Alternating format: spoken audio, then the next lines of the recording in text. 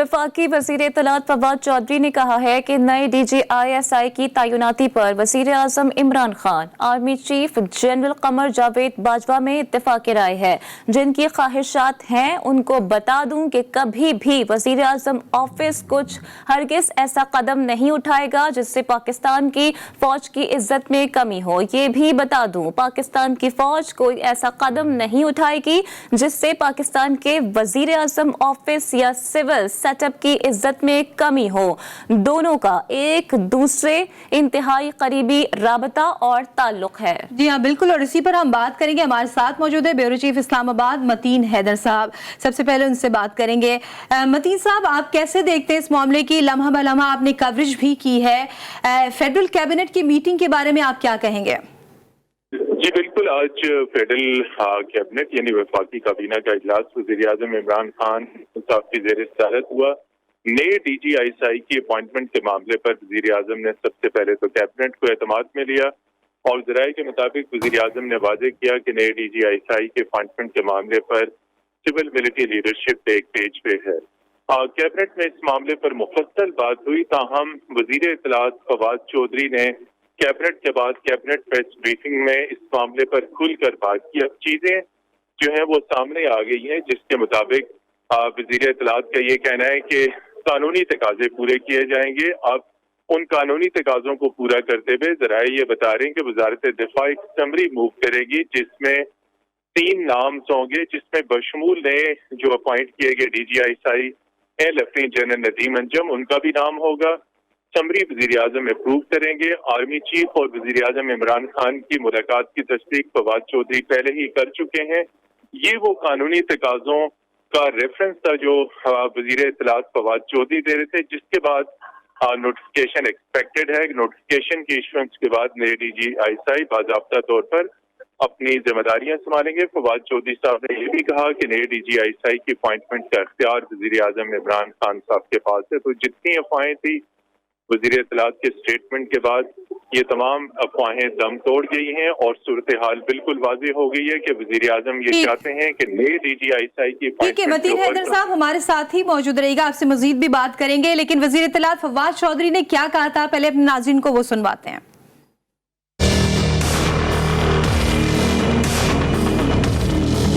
यहाँ पे आपको बताना चाहता हूँ कि रात को वज़ीर आज़म साहब की और chief of army staff general Qamar Bajwa की बहुत तवील नशिस्त हुई। जनरल बाजवा और प्राइम मिनिस्टर साहब के आपस में बहुत ही करीबी और बहुत ही खुशगवार ताल्लुकात हैं। ये पाकिस्तान की जो एक तारीख है उस ज़मन में भी बहुत अहम है कि पाकिस्तान के सिविल और मिलिट्री के दरमियान एक बहुत आइडियल ताल्लुकात है। मैं सोशल मीडिया पे देखता हूँ बहुत लोग हैं, उनकी जो ख्वाहिशें हैं, मैं उनको ये बता दूँ कि कभी भी प्राइम मिनिस्टर ऑफिस कुछ ऐसा हरगिज कदम नहीं उठाएगा जिससे पाकिस्तान की फौज या पाकिस्तान के जो सिपाहसालार हैं उनकी इज्जत में कमी हो। और मैं यहाँ ये भी बता दूं कि पाकिस्तान की फौज, पाकिस्तान के सिपाहसालार कोई ऐसा कदम नहीं उठाएंगे जिससे पाकिस्तान के वज़ीर आज़म या पाकिस्तान के सिविल सेटअप की इज्जत में कमी हो। दोनों का एक दूसरे से क्लोज कोऑपरेशन है, एक दूसरे के साथ एक इंतहाई करीबी राब्ता और ताल्लुक है। और नए DGISI की तकर्री के लिए कानूनी तरीका है वो इख्तियार किया जाएगा। उसके ऊपर भी दोनों का इत्तफाक राय है। उसमें जो अथॉरिटी है वो वज़ीर आज़म की है, उसका जो तकर्रुर है वो हमेशा एक हमारे दरमियान जो भी अपॉइंटमेंट्स हुई हैं उनका एक बहुत समझिए कि वसील बुनियाद मुशावरत के ऊपर मबनी होते हैं और एक तमाम कानूनी तौर के ऊपर जो उसकी रिक्वायरमेंट्स हैं उनको मुकम्मल करके नए DGI की तकर्री जो है वो उसके मुताबिक।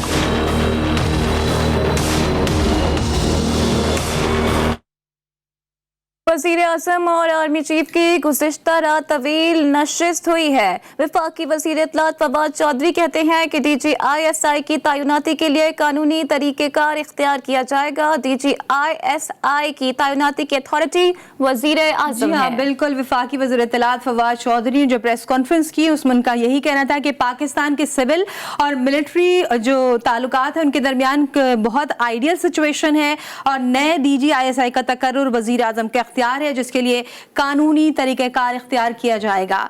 और काबीना के इजलास के बाद उनका ये कहना था कि वज़ीर आज़म ने DGISI के हवाले से काबीना को अपने एतमाद में लिया है। गुज़श्ता रात भी वज़ीर आज़म और आर्मी चीफ कमर जावेद बाजवा के दरमियान तवील मुलाकात हुई है। आर्मी चीफ और वज़ीर आज़म आपस में बहुत करीबी और खुशगवार ताल्लुकात रखते हैं।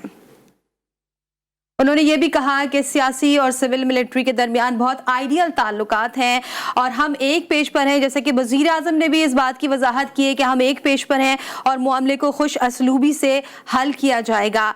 उनका ये भी कहना था कि पाकिस्तान की तारीख के ज़िम्न में बहुत अहम ये मामला है। पाकिस्तान के सिविल और मिलिट्री के दरमियान जो ताल्लुकात है वो इंतहाई आइडियल है। वज़ीर आज़म ऑफिस कभी भी कोई ऐसा कदम नहीं उठाएगा जिससे पाकिस्तान की फ़ौज या पाकिस्तान के सिपह सालार की इज़्ज़त में कमी होगी और पाकिस्तान की फौज या सिपह सालार कोई भी ऐसा कदम नहीं उठाएंगे जिससे वजीर आजम और सिविल सेटअप की इज्जत में भी कोई कमी हो। सीनियर एंकर पर्सन मुजाहिद बरेलवी साहब हमें ज्वाइन कर चुके हैं, उनसे मजीद बात करते हैं। सर फरमाइएगा कि आला ओहदों पर तैनातियों को लेकर जो अफवाहें जारी हैं, इस पर ऐसा क्या हुआ कि फवाद चौधरी साहब को सामने आकर वजाहत देना पड़ी कि सियासी और अस्करी क़यादत के दरमियान खुशगवार ताल्लुकात हैं?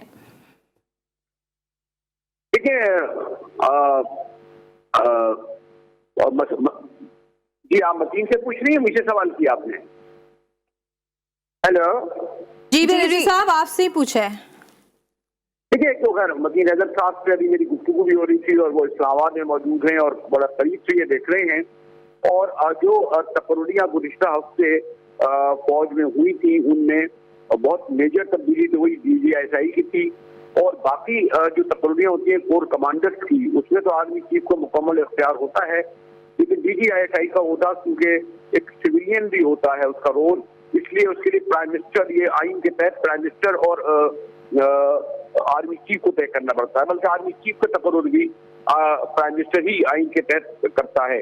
अब यह है कि जो एक हमें मैं मोहतात और गार्डेड लफ्ज़ इस्तेमाल कर रहा हूँ कि हालिया जो अफगानिस्तान की सूरत हाल थी या मुल्क की सूरत हाल थी उसमें DGISI का खास तौर पर प्राइम मिनिस्टर के साथ एक पेज पर एक जहन के साथ होना जरूरी होता है और बेशतर जो उनकी जो वर्किंग होती है वो ऑफ द रिकॉर्ड होती है, वो रिकॉर्ड पर नहीं लाई जाती। उनकी मुलाकातें, उनकी गुफ्तगू वो ऑफिशियली नहीं होती। आर्मी चीफ और प्राइम मिनिस्टर की मुलाकातें मामूल के मुताबिक जारी रहती हैं, चाहे वो खारजा उमूर के हवाले से हो, चाहे बाज़ा कानून मुल्क के गवर्नर के हवाले से हो।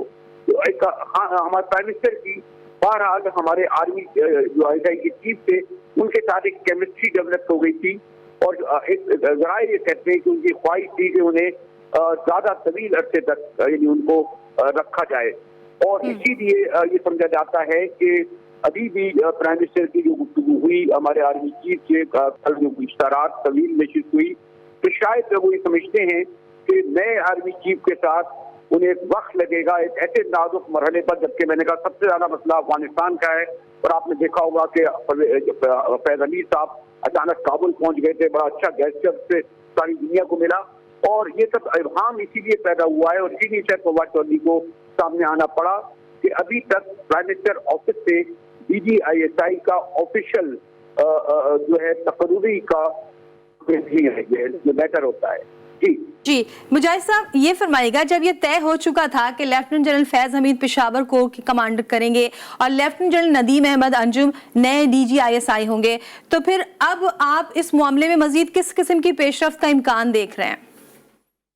एक तो बात ये होता है कि हैंडिंग ओवर टेकिंग ओवर में भी टाइम लगता है। मकीन नजर अगर मेरे साथ है वो जानते हैं कि जब कोई नया आर्मी चीफ होता है तो उसकी तकरीरी को 1 महीने पहले की जाती है और उसका तरीका, उसकी वजह ये होती है कि ताकि वो तमाम कोर में जाके अलविदाई दावतें दे, तो ये एक आमतौर पर प्रैक्टिस होती है।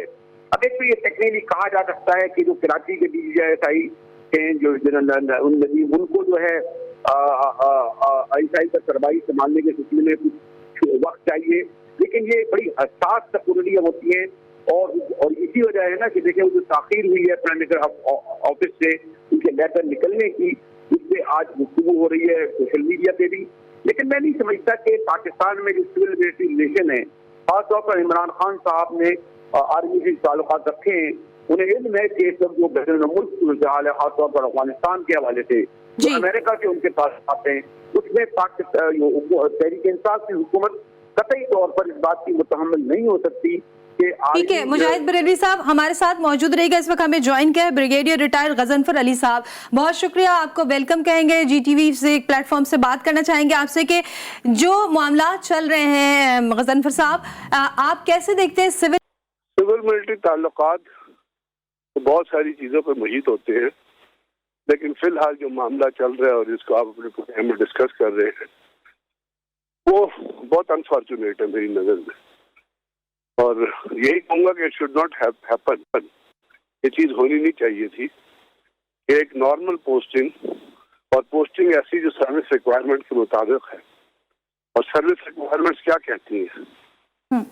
सर्विस रिक्वायरमेंट्स कहती है कि एक लेफ्टिनेंट जनरल, चाहे वो DGISI हो, चाहे वो QMG हो, चाहे वो AG हो, चाहे वो MS हो, स्टाफ ऑफिसर हो, चाहे वो कोर कमांडर हो, उसने 2 साल कोर की कमांड करनी है, 2 साल उसने स्टाफ जॉब करना है। ये एक लेट डाउन प्रोसीजर है, इसके अंदर कोई डेविएशन नहीं है। और जैसे कि अब प्रेजेंट DGISI जो है, इनका नाम अगले आर्मी चीफ के लिए 4थे नंबर पे है, तो उनके लिए तो बहुत ज्यादा जरूरी हो जाता है कि वो कोर की कमांड करे। बगैर कोर की कमांड किए हुए वो अहल नहीं होते अगले रैंक के लिए। तो इसमें क्यों कंट्रोवर्सी क्रिएट की जा रही है, क्यों इसके ऊपर आके बयानात दिए जा रहे हैं? फवाद चौधरी साहब ने बयान दिया कि जी हम मफाहमत से थे। भाई क्या मफाहमत? मतलब बड़ी फवाद चौधरी से या गवर्नमेंट से बड़ी तकरीम और ताजीम के साथ किस चीज़ की मफाहमत? आप क्यों इश्यूज को नॉन इश्यूज को इश्यूज बनाते हैं? अब इंस्टीट्यूशन जो होता है, आपको पता है कि जो अदारा जो होता है वो बताते खुद, और एक ISI जैसे अदारा, और इस तरह के दुनिया में जो भी इंटेलिजेंस के अदारे हैं दुनिया के, किसी भी अदारे को ले लें, वो बताते खुद बहुत मजबूत होता है, उसके अंदर बहुत ज्यादा स्ट्रेंथ होती है। अमेरिका इतना बड़ा मुल्क है, उसके CIA और FBI है, उनके डायरेक्टर जो है 2 साल बाद, 3 साल बाद, 1 साल बाद, 1.5 साल बाद तब्दील होते रहते हैं। नया आता है वो उस पॉलिसी को पाकिस्तान की अस्करी और सियासी क़यादत में अच्छे ताल्लुकात हैं। ब्रिगेडियर रिटायर्ड गजनफर अली, मतीन हैदर साहब और मुजाहिद बरेलवी साहब हमारे साथ मौजूद थे। आप तीनों के वक्त का बहुत शुक्रिया। जी, और इस वक्त हमारे साथ मौजूद हैं रऊफ क्लासरा साहब, उनसे भी बात करेंगे। रऊफ क्लासरा साहब, आप कैसे देखते हैं इस सारे मामले को? जी बिल्कुल, लगता ये है जो मेरी कुछ इतलात हैं कि मामला जो है कुछ सुलझने की तरफ गए हैं। जो कल रात मुलाकात हुई है प्राइम मिनिस्टर ऑफ पाकिस्तान और आर्मी चीफ के दरमियान, बनी गाला में बड़ी तवील मुलाकात हुई है, जिसकी कंफर्मेशन जो है खुद भी कर रही है। इसमें उनकी अच्छी खासी अंडरस्टैंडिंग जो है वो डेवलप हुई है, और अब ये फैसला किया जा रहा है कि बैठकर आपस में इस मामले के बाद ये डिफेंस मिनिस्ट्री को इसमें इन्वॉल्व किया जा रहा है। डिफेंस मिनिस्ट्री जो है इस मैटर को थोड़ा सा आगे इसको लेकर चलेगी। मैं इसलिए मतलब बता सकता हूँ कि 2-3 दिन जो है मजीद अब इसमें लग जाएंगे। अभी इसमें 2-3 दिन है, तो मेरी खबर मैं आपके साथ शेयर कर रहा हूँ, नहीं दे रहा। तो 2-3 दिन का कहा जा रहा है कि यहाँ पे आर्मी चीफ और मिनिस्टर जो एग्री किया है कि इसको फर्दर इस पे ये हमें अपनी डिस्कशन जो है ना इसको जारी रखना चाहिए। क्योंकि प्राइम मिनिस्टर पाकिस्तान जो है वो इस बात पे थे, असल वजह थी कि वो प्राइम मिनिस्टर चाहते थे जब आप जनरल फैज को ना हटाएं, और उनके जहन में वही अफगानिस्तान वाली सिचुएशन थी। वो ये कह रहे थे कि इस वक्त जो अफगानिस्तान का मामला वो बड़ा सीरियस है, और हमें अपना DGISI जो चेंज नहीं करना चाहिए, क्योंकि पाकिस्तान जो रीजनल सिक्योरिटी जो स्पेशली जो अफगानिस्तान है तो पाकिस्तान के बड़ा आके मैटर करता है, ये इनका स्टांस है। तो वो इसके अगेंस्ट है कि आप इनको चेंज ना करें।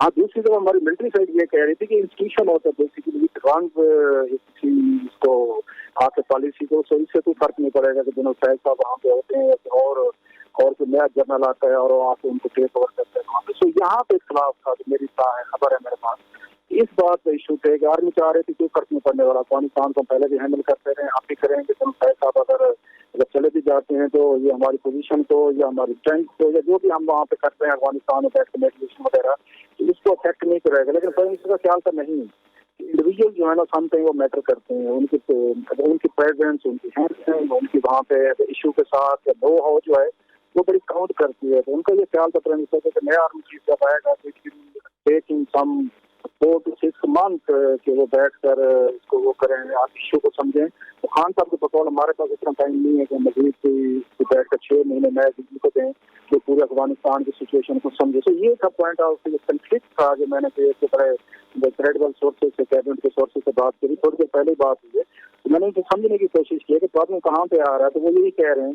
कि ये इशू था कि प्राइम मिनिस्टर इस पे थे कि मजीद आप इनको ना हलाएं, हमारे लिए मसैल होंगे। दैट वाज द इशू जिस पे ये सारा इनका प्रॉब्लम इनका चल रहा है। ठीक है, रऊफ क्लासर साहब, आपका बहुत शुक्रिया।